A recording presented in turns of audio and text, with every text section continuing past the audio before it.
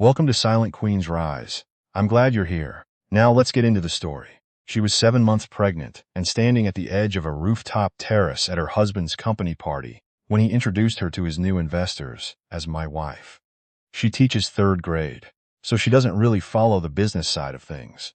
And the men laughed politely, the way men laugh when they're not quite sure if something is a joke but decide it must be.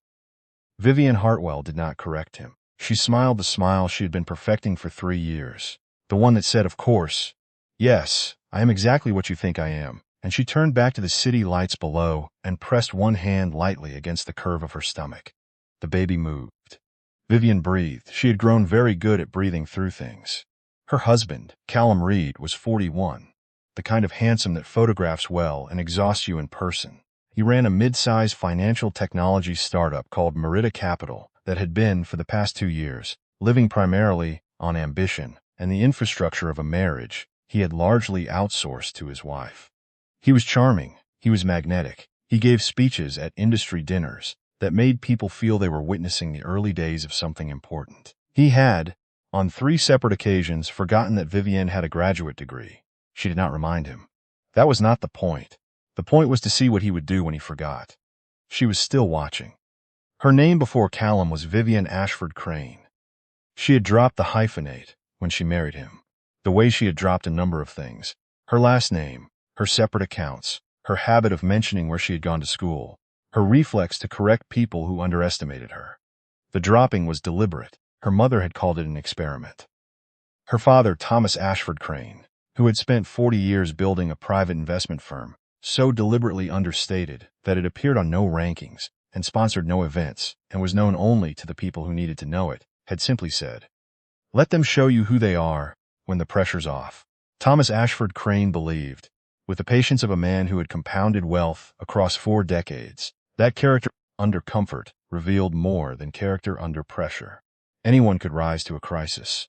The question was what a person did on a Tuesday afternoon when nothing was required of them. Vivian had spent 3 years collecting Callum's Tuesdays. She had grown up the only child of a man who operated in the financial stratosphere that exists beneath public visibility. Not the kind of wealth that builds stadiums or endows university buildings or appears on magazine covers, but the kind that holds positions in funds that hold positions in funds, that sits on boards with one-sentence descriptions, that moves through the economy the way deep water moves, invisibly, with tremendous force. Her mother, Dr. Helena Ashford Crane, had been a pediatric cardiologist. She died when Vivian was 14. A stroke, no warning, on a Thursday morning between rounds. Vivian arrived at the hospital 30 minutes too late. She became a teacher because her mother had always said that the people who changed lives did it in the first decade of those lives, before the world had a chance to narrow a child's sense of what was possible. Vivian believed this completely. She taught 3rd grade at a public school in a mid-sized city where nobody knew the Ashford Crane name, and she was, by every account including her own, genuinely good at it. Her students remembered her.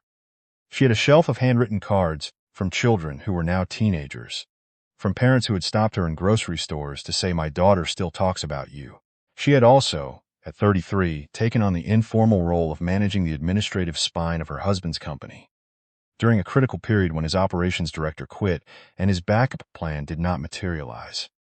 She did not ask for a title or compensation. She organized the systems, built the vendor relationships, drafted the investor communications, maintained the scheduling infrastructure that kept Merida Capital functioning while Callum shook hands at conferences. She did this while teaching full-time. She did it while pregnant. She did it while Callum accepted credit for the smoother operations, with the breezy confidence of a man who assumed competence in his vicinity was a natural extension of himself. The baby's name, if it was a girl, was going to be Helena. Callum had not yet noticed that Vivian had already decided this. Callum's sister was named Blythe Reed, and she was the kind of woman who weaponized warmth the way some people use a scalpel. Precisely, with a smile that never reached the part of her eyes that was watching for impact. She was 36, unmarried by choice, employed in a vague marketing-adjacent capacity that seemed to involve lunches and opinions. And she had disliked Vivian from the afternoon they met because Vivian had answered a question about emerging market volatility in a way that briefly silenced the table. Blythe had recovered quickly and pivoted to asking Vivian what she really did for fun. Vivian taught third grade. She read. She cooked. She managed, without acknowledgement, the administrative collapse of her husband's company. She did not find it difficult to seem small. She had been practicing since childhood. Blythe's method was similar to what Vivian had catalogued before. The soft exclusion, the pleasantry with a barb inside it, the comparison that dressed as a compliment. You're so patient, Vivian. I honestly don't know how you do it. All that noise, all those children, I'd lose my mind. She said this at family dinners while Callum nodded, as though patience were an endearing limitation rather than a professional skill. Callum needs someone grounded, Blythe told their mother once, in the kitchen, thinking Vivian couldn't hear. Someone who keeps the house nice and doesn't compete. Vivian was washing a serving dish at the time. She finished washing it. She dried it. She put it away. She added the sentence to the ledger she kept in the part of her mind no one could reach. She found out about Daphne on a Monday. Vivian was not looking. She was organizing Callum's digital calendar for the coming quarter. Because Callum's scheduling system was a functioning disaster, and she had already salvaged 2 investor meetings from the wreckage, when she noticed a recurring block labeled Strategy Session, D. It appeared every Thursday from 4 to 7 p.m. at an address she did not recognize. The note field read, "No calls during." She looked up the address. It was a hotel. Vivian sat at the kitchen table with her laptop open, and her coffee going cold, and her left hand on her stomach, and she breathed for a moment. The slow, deliberate kind of breathing she had learned in a delivery preparation class she attended alone because Callum had a strategy session. Then she began to document. Over the next 3 weeks, she assembled a record with the methodical precision of a woman whose father had built a career on due diligence and whose mother had taught her that data was the only thing that couldn't be argued away by charm. Credit card records she had access to, as the household account manager, showed charges at the hotel every Thursday. A new number in Callum's call history appeared 40 to 60 times a month, beginning 8 months ago. On a Wednesday afternoon, Vivian drove past the hotel, parked on the opposite side of the street, and watched Callum arrive at 4:12 p.m. and hold the door for a tall woman with a blunt-cut blonde bob and a very confident stride. The woman's name, a single afternoon of professional-grade searching confirmed, was Daphne Whitmore. She was 34, worked at a competing firm as a business development director, and had, according to her professional profile, a specialty in fintech acquisitions. She was, in every visible dimension, the kind of woman who would be photographed looking at something off-camera with purpose. Vivian organized the documentation into a folder on a drive, encrypted under her mother's maiden name. She updated it weekly. She cross-referenced everything. She kept copies in 2 locations. She did not confront Callum. The test was still running. But the results were becoming very clear. The incident at the party was not spontaneous. The rooftop terrace of the Meridian Club was Callum's chosen venue for Merida Capital's annual investor appreciation event. Vivian had, in fact, organized every logistical detail of this event: the catering, the guest list sequencing, the audio equipment, the dietary restriction tracking, the car service coordination for 3 out-of-town attendees. She had done this from her classroom after school hours, on her planning period, and during the 40 minutes she spent in the bath each evening, because it was the only uninterrupted time she had. Callum had thanked the caterer by name in his opening remarks. He had not mentioned Vivian. It was the moment when Callum introduced her to Franklin Haas, the lead investor in Merida's upcoming Series B round, that something shifted in Vivian permanently. Franklin Haas was in his 60s, polished, genuinely interested. He had asked Vivian how she found the evening, and she had said warmly that the view was worth the logistics. And he had laughed and said, "You must be familiar with the business then." And Callum had cut in smoothly with, "She keeps the home fires burning. Vivian's our 3rd-grade teacher." Very different world. Franklin Haas had smiled the polite smile of a man closing a conversational door. He turned back to Callum. They discussed the Series B timeline. Vivian stood beside her husband at his investor party, 7 months pregnant with his child, holding a glass of sparkling water, having organized the event he was receiving compliments for, and she felt something she could only describe as structural, a load-bearing wall, somewhere inside the architecture of the marriage, registering a crack it would not recover from. She excused herself to the terrace. Blythe found her 20 minutes later, which Vivian suspected was not accidental. "You looked a little overwhelmed in there," Blythe said, adjusting her bracelet, not looking at Vivian. "These events can be a lot, especially when you're not really." In that world. I organized this event, Vivian said mildly. Blythe blinked. Callum said the venue coordinator handled everything. Vivian set down her glass. She looked at the city below. She thought about her father, and about the 16 years she had spent watching him exercise patience that lesser people would have called passivity, right up until the moment he moved. I know he did, Vivian said. She went inside, found her coat, said goodbye to 3 people by name, and left. In the car on the way home, she called her father. Thomas Ashford Crane answered on the second ring, which was his way of communicating that he had been expecting the call for some time. I think we're done, Vivian said. A pause. Her father did not perform surprise. What do you need? Legal, financial, an audit, and I need someone to pull the Merida Capital file. She heard the faint sound of a pen being set down. When Thomas Ashford Crane set down his pen, it meant he was giving you his full attention, which was the most valuable thing he had. It'll be ready by morning, he said. Are you safe? Yes. The baby? The baby is fine. Good. A pause. What exactly did he do, Vivienne? She told him about the introduction. About she teaches 3rd grade, so she doesn't really follow the business side. About the hotel on Thursdays. About Daphne Whitmore. About the event she had organized while he accepted the credit. She told him about Blythe and the phrase not really in that world. The silence that followed was the kind that precedes a decision, not a reaction. Her father had long ago learned the difference. Don't contact him, Thomas said. Don't change anything visible yet. Let me see the Merida file and I'll call you in the morning. He hung up. Vivian sat in the back of the car with both hands on her stomach and felt the baby turn, slow and deliberate, as though it understood that something was about to change. She did not sleep that night, she planned. By 9 the next morning, 4 things were in motion. The first was a legal filing, an attorney Vivian had retained months earlier. Not because she had been certain, but because her father had raised her to believe that preparation was not pessimism.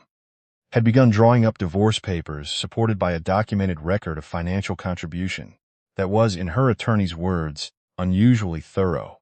The household accounts, which Vivian managed, showed that her salary had covered 63% of their monthly obligations for the past 2 years.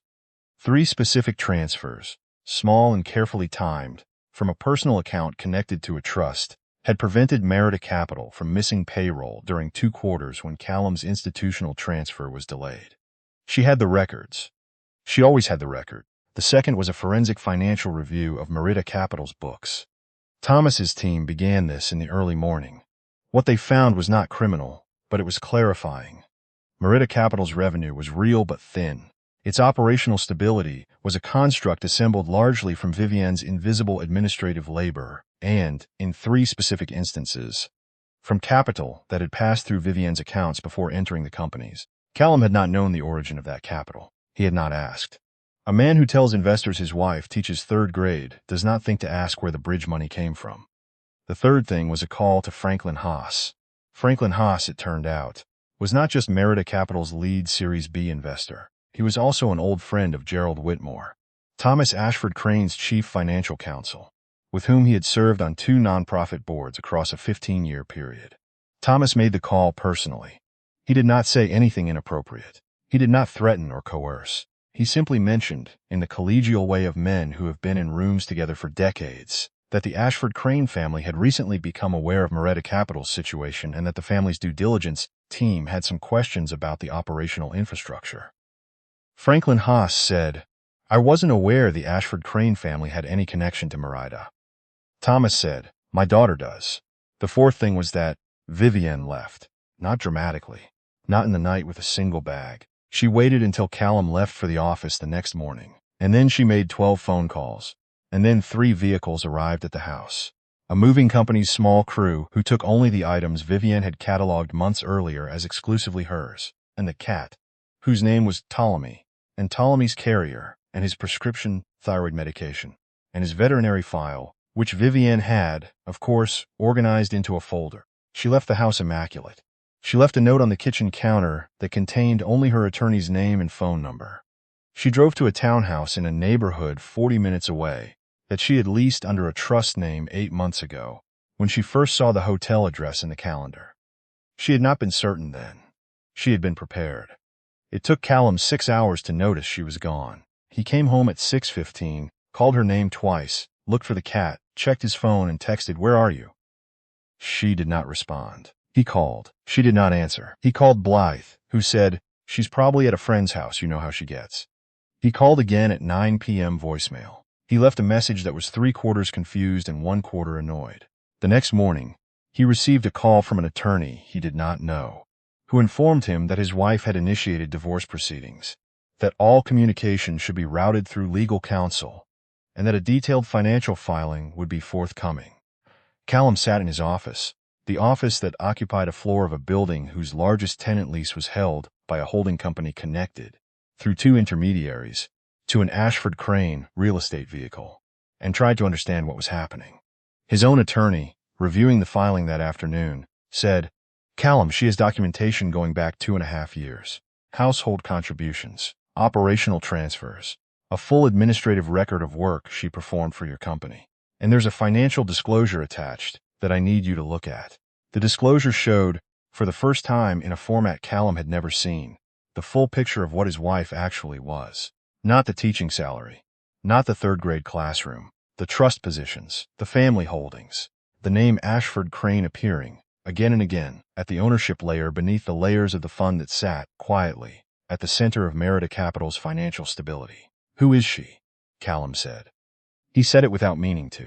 His attorney looked at him. "She is," the attorney said carefully, "your wife, who you introduced to Franklin Haas as someone who doesn't follow the business side of things." Callum sat with this for a long time. What followed did not look like a collapse from the outside. It looked like a slowdown, a stall. The Series B process, which had been moving on the smooth track that Vivian's administrative infrastructure had laid, began to develop friction. Franklin Haas's team requested additional documentation. The documentation requests were thorough and time-consuming, and addressed to systems that Vivian had built, and that Callum could not fully navigate without her. Emails she had managed went unread for days. Vendor relationships she had cultivated sent politely confused follow-ups. The scheduling system she had designed, color-coded, cross-referenced, maintained with the regularity of a person who understood that a missed connection could cost weeks, began to decay almost immediately, the way a garden decays when the person who tends it is gone, slowly at first, then all at once. Blythe came to help. She lasted 9 days. On the 9th day, she called her mother and said, in a voice that their mother later described as shaken, "I didn't understand what she was doing. I thought she was just organized. I didn't realize she was running everything." Their mother said, "What do you mean?" Blythe said, "I mean the company, Mom. The household. The investor relationships. The calendar. She was the one keeping it together, and we called her." "I called her. Not really in that world." There was a silence. "That was very stupid of us," their mother said. It was the most honest sentence either of them had spoken about Vivian in 3 years. It arrived, as honest sentences often do, significantly too late. Daphne Whitmore lasted 7 weeks after Vivian's departure. She had entered the picture when Callum was operating as the polished version of himself, the well-organized man, the man with momentum, the man whose house was clean, and whose calendar was managed, and whose professional life moved with an efficiency she had attributed to him. She had looked at his life and seen ambition and order, and a man who had things figured out.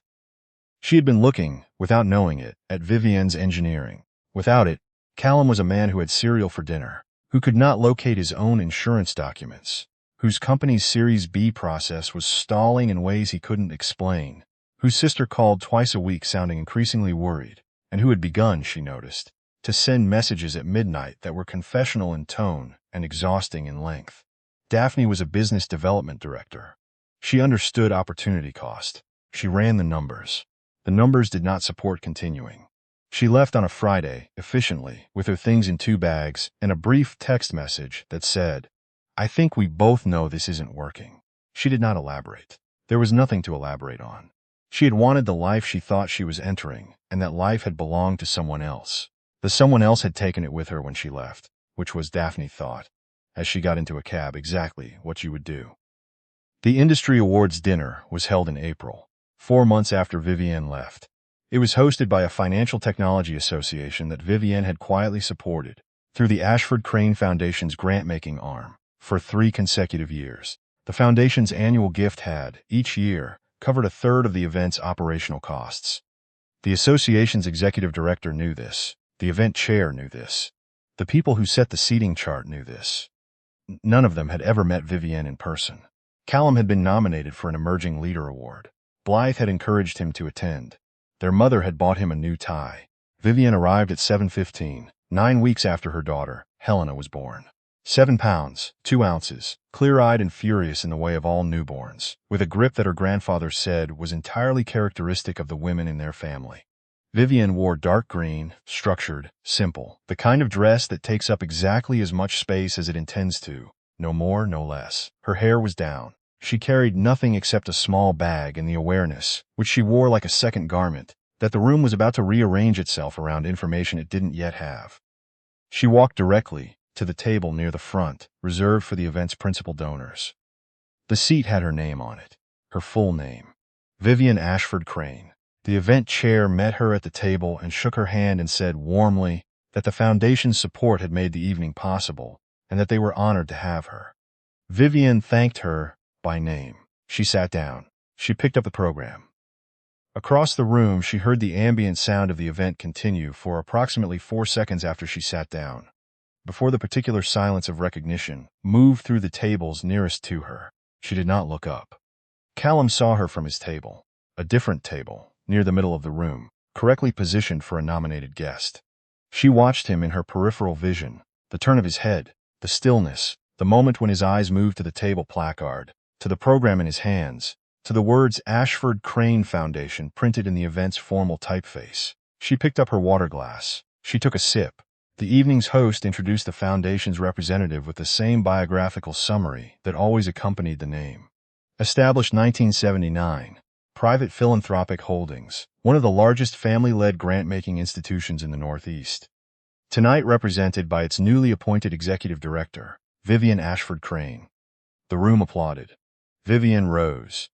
She walked to the podium. She looked at the room with the unhurried attention of a woman who had spent 30 years being looked past. And she began. She spoke for 5 minutes.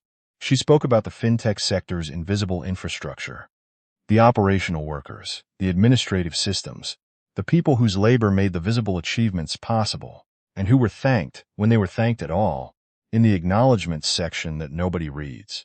She spoke about what it meant to build something carefully, without recognition, and to watch other people take credit for the building.